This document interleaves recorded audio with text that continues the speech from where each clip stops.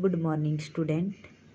Class 10th की 6th poem है हमारी, यानी कि रिवीजन कर रहे हैं हम। 6th पोएम तक आए हुए थे, है हमारी उत्साह, जिनके लेखक हैं सूर्यकांत त्रिपाठी निराला जी। सबसे पहले हम इनके अगर आती है हमारी सप्रसंग व्याख्या कीजिए, या फिर हमारा काव्य सौंदर्य या शलभ सौंदर्य स्पष्ट करना आता है। यदि सप्रसंग व्याख्या आती है तो उसमें सबसे पहले हम प्रसंग लिखेंगे। प्रस्तुत पद्यांश हमारी हिंदी की पाठ्य पुस्तक स्थिज भाग 2 में संकलित उत्साह नामक कविता से ली गई हैं। इनमें इनके लेखक सूर्यकांत त्रिपाठी निराला जी हैं।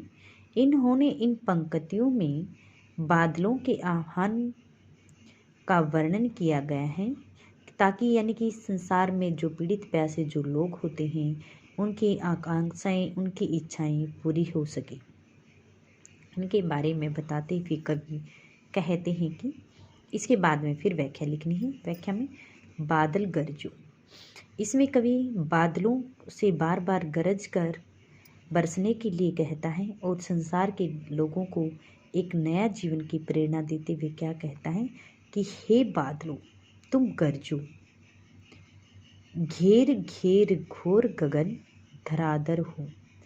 गगन आकाश कि इसमें घोर भयंकर, इसमें कवि ने कहा है कि तुम सारे आकाश को चारों तरफ से घेर करके धराधर यानी कि मूसलधारा वर्षा और मूसलधारा वर्षा ओ करो। इसमें कवि क्या कहना चाहते हैं कि हे बादलों तुम गरजो और तुम इस सारे संसार सारे आकाश को चारों तरफ से घेर करके मूसलधारा वर्षा करो। ललित ललित काले खगोराले बाल, क्या इसमें ललित ललित काले खंगोराले, इसमें कवि ने क्या कहा कि हे बादलों तुम बहुत ही सुंदर लग रही हो। तुम्हारा जो स्वरूप होता है वह काले खंगुराले बालों के समान है। कि हे बादलों तुम बहुत ही सुंदर लग रहे हो और तुम्हारा जो स्वरूप है वह काले खंगुराले बालों के समान बहुत ही सुंदर प्रतीत हो रहा है। बाल कल्पना के से पाले, तुम एक अद्भुत यानी कि छोटे नन्हे बच्चे की कल्पना के समान पाले गए हो। कैसा प्रतीत हो रहा है, मानो तुम्हें भी एक छोटे नन्हे बच्चे की कल्पना के समान पाला गया है। विद्वत बिजली की चमक, विद्वत छवि उर्मे कवि नवजीवन वाले, इसमें कवि ने क्या कहा है कि बिजली की चमक, इसमें कवि सूर्यकांत त्रिपाठी जी निराला जी कहते हैं कि हे बादलों तुम्हारे हृदय की उर होता है, हृदय के अंदर विद्वत बिजली की चमक नवजीवन नया जीवन प्रदान करने वाली, कि तुम्हारे हृदय के अंदर बिजली की अपार शक्ति छिपी हुई है जो लोगों को एक नया जीवन प्रदान कर सकती है। कि तुम्हारे अंदर एक नया जीवन, बिजली की एक नई चमक छिपी हुई है जो लोगों को एक नया जीवन प्रदान कर सकती है। वज्र छिपा नूतन कविता में, वज्र पत्थर के समान, नूतन नया, कि इसमें कहते हैं कि तुम्हारी कविता के अंदर पत्थर के समान एक अपार शक्ति छिपी हुई है। कवि किससे कह रहा है, ये बात बादलों से कह रहा है कि हे बादलों तुम्हारे अंदर बिजली के समान एक अपार शक्ति भी छिपी हुई है। फिर भर दो बादल गरजो, हे बादलों तुम फिर से गर्जना करो और वर्षा करो। ठीक है, ये आएगी हमारी व्याख्या, सप्रसंग व्याख्या, प्रसंग व्याख्या। इसके बाद में फिर यदि विशेष लिखना है तो विशेष में क्या लिखोगे कि इसमें इसके कवि ने बादलों का आह्वान किया गया है और ताकि जो पीड़ित प्यासे लोग हों उनकी उम्मीद को पूरा करने के बारे में बताया गया है। खड़ी बोली का प्रयोग किया गया, इसमें तत्सम तद्भव शब्द हैं, ऐतुकांत छंद है, लाक्षणिकता शब्द शक्ति है, अनुप्रास, मानवीकरण, पुनरुक्ति, उपमा आदि अलंकारों का इसमें प्रयोग भी किया गया है। देखो, अनुप्रास तो एक एक शब्द की बार बार आवर्ती हो रखी है, इसलिए अनुप्रास अलंकार भी है। मानवीकरण, जहाँ मनुष्य और प्रकृति की तुलना होती है वहाँ पर हमारा मानवीकरण अलंकार होता है। पुनरुक्ति, एक शब्द दो बार आ चुका है, ललित ललित दोनों बार इसका अर्थ एक ही है, इसलिए ये क्या है, पुनरुक्ति अलंकार। उपमा, तुलना कर रखी है आपस में, ठीक है, इसलिए अलंकार भी है। आगे है जैसे विकल विकल उन्मुन थे, विषों के निदाग के सकल जन। फिर इसमें इसके कवि ने क्या कहा है कि विकल विकल, व्याकुल, विकल विकल का अर्थ होता है व्याकुल थे। उन्मुन होता है बेटा बेचैन, बेचैन या उदास, बेचैन थे या उदास थे।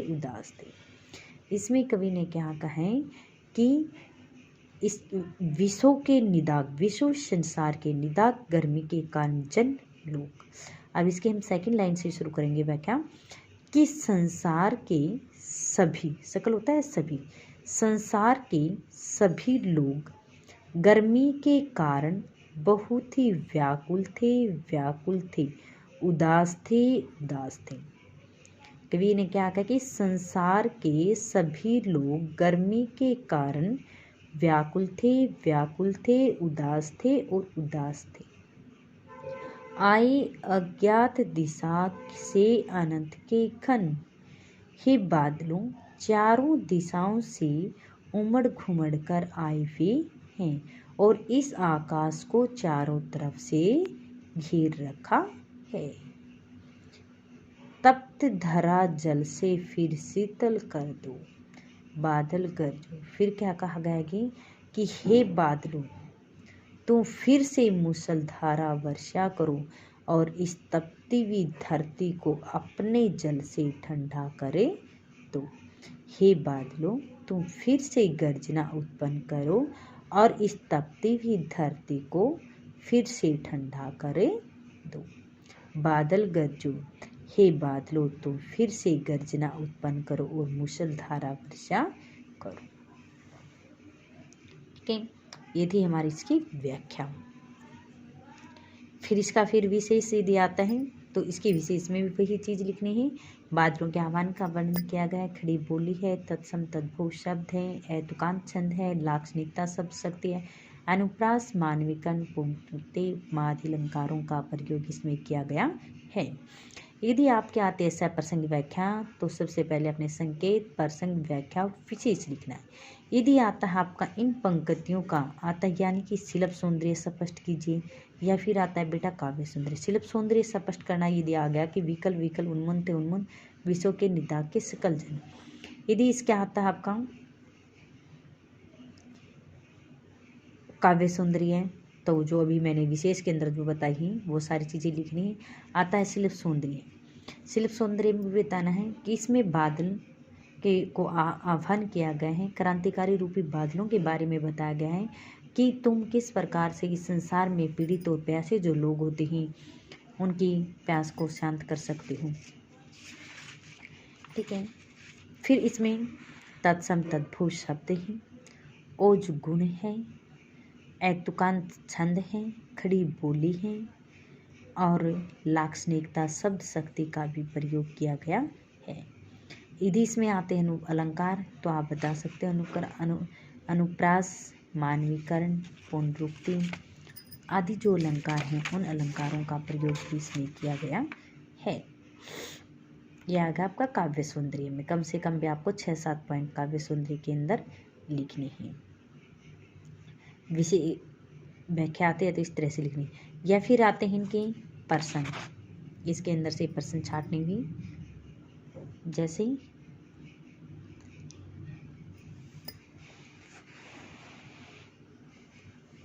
यदि आते हैं इसमें प्रसंग, भावार्थ तो वही व्याख्या करनी होती है। कवि ने किसका आह्वान किया है और क्यों? कवि ने किसका आह्वान किया गया था? बादलों का आह्वान किया गया था। क्यों किया गया था? कि संसार में पीड़ित और जो प्यासे लोग होते हैं उनको एक नया जीवन प्रदान हो सके। बादलों को किसके समान पाला गया था? बादलों को किसके समान सुंदर माना गया है? घुंघराले। किसके समान बताया गया था? घुंघराले बालों के समान उसे सुंदर माना गया था। बादल किसकी कल्पना के समान पाले गए हैं? एक छोटे से नन्हे बच्चे की कल्पना के समान पाले गए हैं। बादलों के हृदय में किसकी अपार शक्ति छिपी हुई है? पत्थर के समान। बताया था उसने कि पत्थर के समान उसमें एक अपार शक्ति छिपी हुई है। बादल मानव जीवन को कवि क्या प्रदान करना चाहते हैं? एक नया जीवन प्रदान करना चाहते हैं कि वे मूसलधारा वर्षा करेंगे और मूसलधारा वर्षा के बाद लोगों को एक अपार शक्ति एक नया जीवन प्रदान मिलेगा। पूरी धरती के लोग किस कारण व्याकुल और बेचैन हो रहे थे? गर्मी के कारण। पूरे संसार के सभी लोग गर्मी के कारण बहुत ही व्याकुल और बेचैन हो रहे थे। बादल किधर से आकर आकाश में छा जाते? बादल चारों दिशाओं से आकर के आकाश में छा जाते हैं। कवि बादलों से बरसकर क्या करने को कहता है कि हे बादलों, तुम मूसलधारा वर्षा करो और इस संसार के सभी लोगों को एक नया जीवन प्रदान करो, क्योंकि गर्मी के कारण ये बहुत ही व्याकुल और बेचैन हो रखे हैं। और जब तुम वर्षा करोगे तो उस समय संसार के सभी लोगों को क्या पानी मिलेगा। हमारी जो धरती होती है, तपती हुई धरती गर्मी के कारण जो बहुत व्याकुल है, तप रही है, वो शीतल व ठंडी हो जाएगी। तो 10th क्लास के लिए आपका है उत्साह कविता के 2 पैराग्राफ हैं, इसकी व्याख्या और इन व्याख्याओं के क्वेश्चन आंसर आपको कल राइट प्लस लर्न